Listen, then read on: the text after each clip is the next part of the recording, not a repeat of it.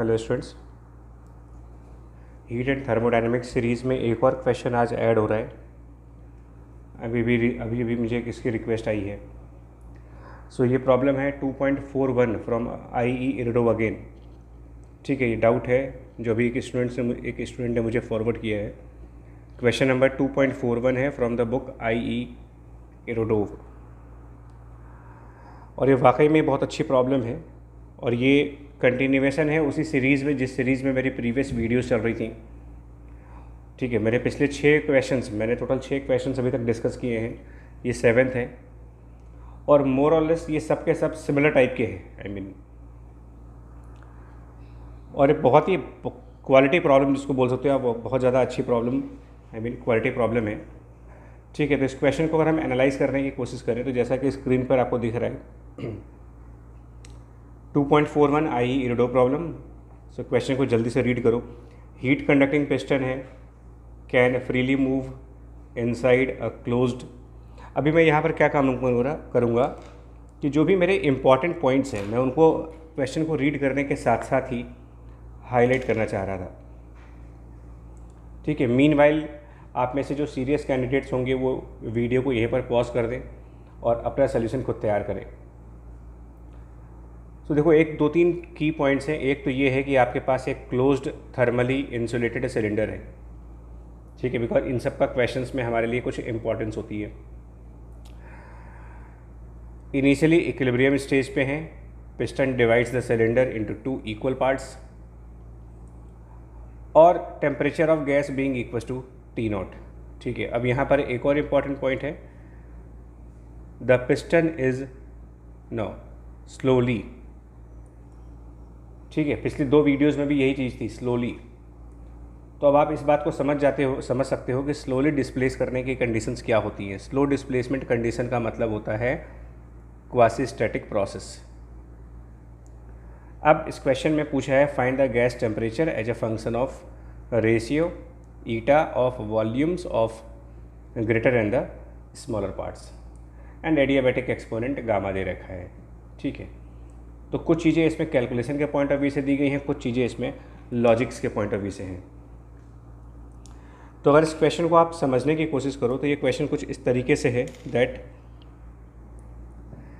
यहाँ पर as per the question कोई एक सिलेंडर है और वो आउटसाइड चारों साइड से इंसुलेटेड है, बाहर वो चारों साइड से पूरी तरीके से इंसुलेटेड है। इसका मतलब ये हुआ कि ना तो कोई थर्मल एनर्जी बाहर से अंदर आ सकती है, ना कोई थर्मल एनर्जी अंदर से बाहर जा सकती है। सो इनसाइड से कोई थर्मल एनर्जी आउटसाइड नहीं जाएगी और आउटसाइड से कोई भी थर्मल एनर्जी इनसाइड नहीं आएगी। ये हो गया purpose of this first information which is close thermally insulated cylinder. Now cylinder के इनसाइड पिस्टन है, जैसा कि क्वेश्चन में कहा गया है कि इसके इनसाइड एक पिस्टन है। बट अगर आप केयरफुली रीड करो तो पिस्टन की कुछ कैरेक्टरिस्टिक दी गई हैं कि ये पिस्टन कंडक्टिंग है। फर्स्ट लाइन में हीट कंडक्टिंग है, that means heat from one part can be transferred to the other part and similarly heat from the right part can be transferred to the left part. So inside local transfer of heat possible है। Heat from the left side L to the right side R is possible, L to R या फिर R to L heat possible है। But पूरे cylinder के बाहर से कोई heat का ट्रांसफ़र नहीं हो सकता। इधर से हीट ब्लॉक है, इस साइड से हीट ब्लॉक है, इधर से हीट ब्लॉक है, इधर से हीट ब्लॉक है। बट हाँ, inside one portion can transfer heat to the other portion. अब बिगिनिंग में इन दोनों साइड्स के टेम्परेचर आपको T0 दे रखे हैं, दोनों साइड के टेम्परेचर्स T0 है और ये वॉल्यूम में आइडेंटिकल है। ठीक है, इनके वॉल्यूम्स बराबर हैं। तो सपोज दैट इधर का वॉल्यूम V0 है और इधर का भी वॉल्यूम V0 है। प्लस इन्होंने इक्विलिब्रियम भी कहा हुआ है। इक्विलिब्रियम कहने का मतलब ये है कि जो कुछ भी इनिशियल प्रेशर होगा वो इनिशियल प्रेशर दोनों साइड पर बराबर होगा। तो इसको हम कुछ P0 मान लेते हैं और इधर भी P0 मान लेते हैं इनिशियली। अब क्या किया गया जरा, अब क्या करना है इसमें, तो जैसा कि क्वेश्चन कह रहा है उस क्वेश्चन को अगर हम फॉलो करें तो इस क्वेश्चन में ये कहा गया है फाइंड द गैस टेम्परेचर। ठीक है, वो तो फाइंड करना है, वो सेकेंडरी पार्ट हो गया, as a function of ratio, ठीक है, ये भी सब सही है। बट कब, यहाँ पर मेन पॉइंट है, the piston is slowly displaced. अब आप देखो, जब वो इक्विलिब्रियम स्टेज में था तो वो डिस्प्लेस क्यों होगा? इन इक्विलिब्रियम है तो यहाँ डिस्प्लेसमेंट की बात कहाँ से आ रही है फिर? तो वो इसलिए आ रहा होगा कि ये इक्विलिब्रियम तो रहा होगा, दैट मीन्स कि ये ऑटोमेटिक तो डिस्प्लेस होगा नहीं, अपने आप तो डिस्प्लेस कर नहीं जाएगा, बिकॉज दोनों साइड जब इक्विलिब्रियम है तो piston will remain at rest. इसका मतलब स्लोली डिस्प्लेस करवाया जा रहा है इसको, यानी कि कोई फोर्स है जो इस पिस्टन पर एक्सटर्नली लग रही है और वो एक्सटर्नल फोर्स इसको मूव करेगा। और जब एक्सटर्नल फोर्स लगने लगेगा, जब ये एक्सटर्नल फोर्स लगने लगेगा और ये चीज़ स्लोली मूव करेगी बिना किसी एक्सेलरेशन के, तो लेफ़्ट साइड से जो प्रेशर जनरेट होगा, pressure from the left side से वो प्रेशर P1 है, and pressure from the right side suppose वो P2 है। अब ये प्रेशर्स बराबर नहीं होंगे, गैस की लेफ़्ट साइड से और गैस के राइट साइड से जो प्रेशर्स एक्सर्ट हो रहे होंगे उन प्रेशर्स में डिफरेंस आ चुका होगा। बट क्योंकि ये स्लो मूवमेंट है तो आप एक इक्वेशन लिखोगे, because of slow movement that is without acceleration. So without acceleration you can write the force because of the pressure P1। सो अगर आप इस पिस्टन का फ्री बॉडी डायग्राम बनाओ, फ्री बॉडी डायग्राम, तो एक फोर्स इस तरफ प्रेशर P1 की वजह से आएगा, which is pressure multiplied by area of cross section. एक फोर्स राइट साइड वाली गैस के प्रेशर P2 की वजह से आएगा, which is P2 multiplied by area, ठीक है। और इन दो फोर्सेस के अलावा एक तीसरी फोर्स कौन सी आएगी यहाँ पर? इन दो फोर्सेस के अलावा तीसरी फोर्स का ध्यान रखना, तीसरी फोर्स यहाँ पर वो F है जो हम लोग अप्लाई कर रहे हैं। तो क्या इक्वेशन लिखोगे आप यहाँ पर? ये तीन फोर्सेस हैं, तो इन सब का जब इक्विलिब्रियम लगाओगे, बिकॉज इक्विलिब्रियम इसलिए कि स्लो मूवमेंट है, यानी कि एक्सेलरेशन ऑलमोस्ट जीरो है, तो फिर ये F plus P1A should be P2A। तो इसका मतलब क्या हो जाएगा कि जो F है वो equals to P2 times A minus P1 times A। अब अगर आप ऐसा कुछ मान लो कि ये पिस्टन dx डिस्टेंस आगे आया, dx, और मैं इस इक्वेशन में dx मल्टीप्लाई कर दूं, तो मेरे पास एक टर्म बन जाएगा F dx बराबर P2 times A dx minus P1 times A dx, ठीक है जी। और मैं इसको इंटीग्रेट कर दूंगा तो लेफ़्ट साइड पर मेरा वर्क आ जाएगा, वर्क जो एक्सटर्नली किया जा रहा है। और ये सब क्या होगा देखो, तो A dx, इसको हम क्या लिखेंगे? A dx को लेफ़्ट साइड का चेंज ऑफ वॉल्यूम लिखोगे।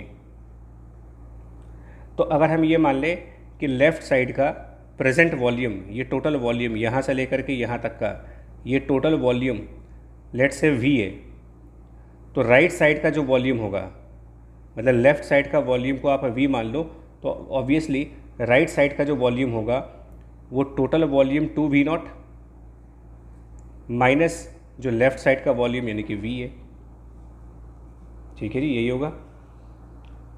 तो ये जो A dx है, अगर इसका एरिया A है और आप dx डिस्टेंस फॉरवर्ड जाते हो, तो एरिया A और dx फॉरवर्ड जाने का मतलब वो लेफ़्ट साइड के वॉल्यूम का डिफरेंशियल इंक्रीमेंट होगा, लेफ़्ट साइड के वॉल्यूम का डिफरेंशियल इंक्रीमेंट, बिकॉज जब ये पिस्टन dx डिस्टेंस यानी यहाँ पर आगे आ जाएगा, तो dx length multiplied by area जब करोगे तो वो इस तरफ का इंक्रीज इन वॉल्यूम होगा। तो ये चीज़ बन जाएगी इंटीग्रल ऑफ P2 dV, ठीक है, for the left side, and minus P1 dV, this is P1 dV। अब यहाँ पर देखो समझने वाला पॉइंट कौन सा है, ठीक है, यहाँ पर समझने वाला पॉइंट बता दें आपको। और यहाँ पर ठीक है, P2 को हम गैस इक्वेशन से पुट करेंगे, P2 from the gas equation you can write NR।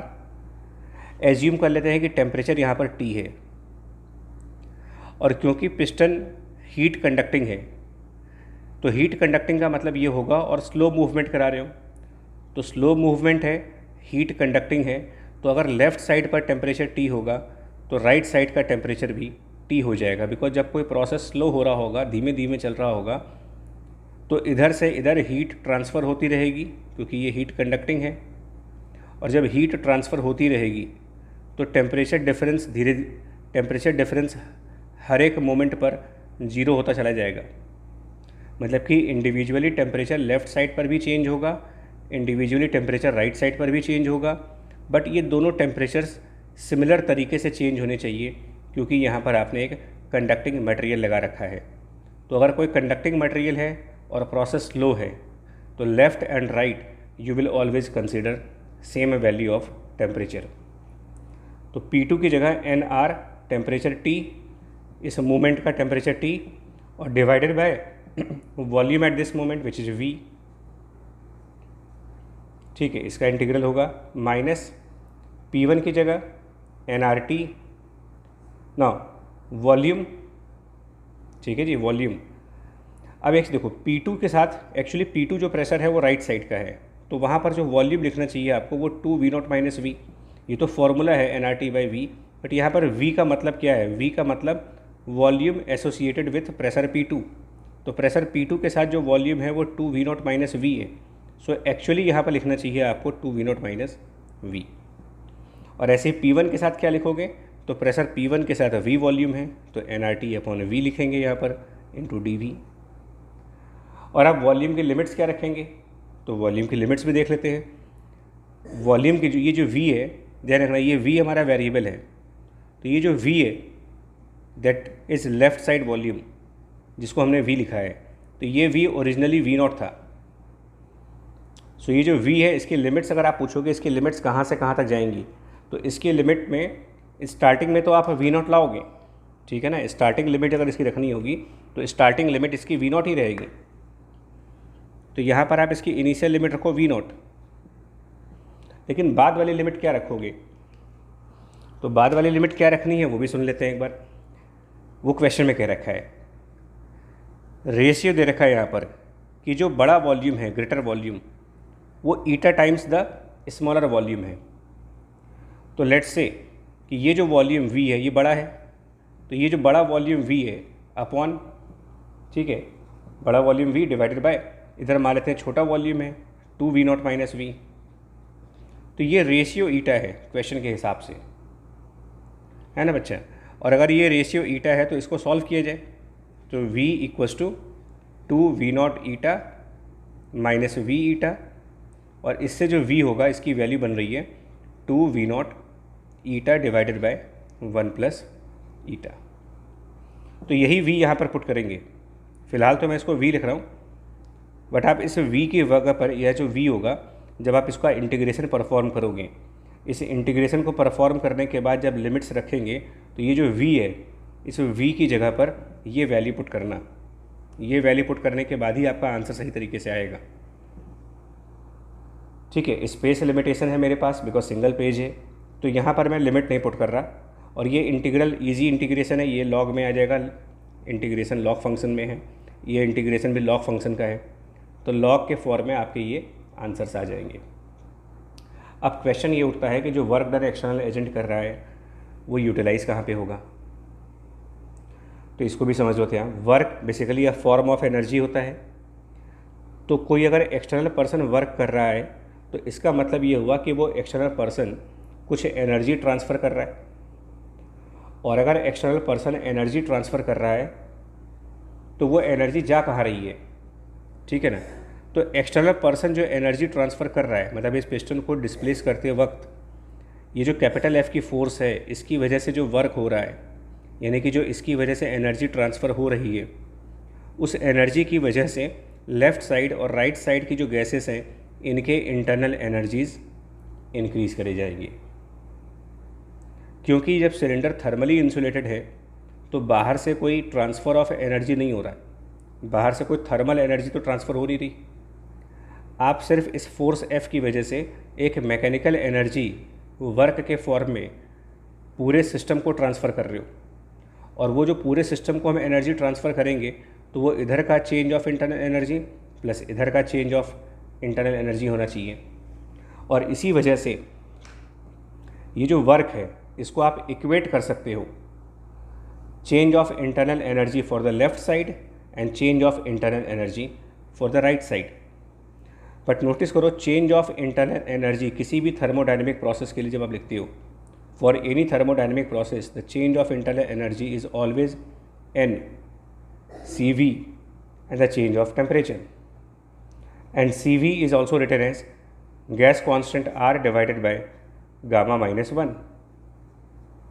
So this is a universal result for any thermodynamic process, quasi-static process and ideal gas हो तो कि change of internal energy corresponding to any process is number of moles multiplied by CV multiplied by delta T, and CV की जगह पर R upon gamma minus 1 लाओगे।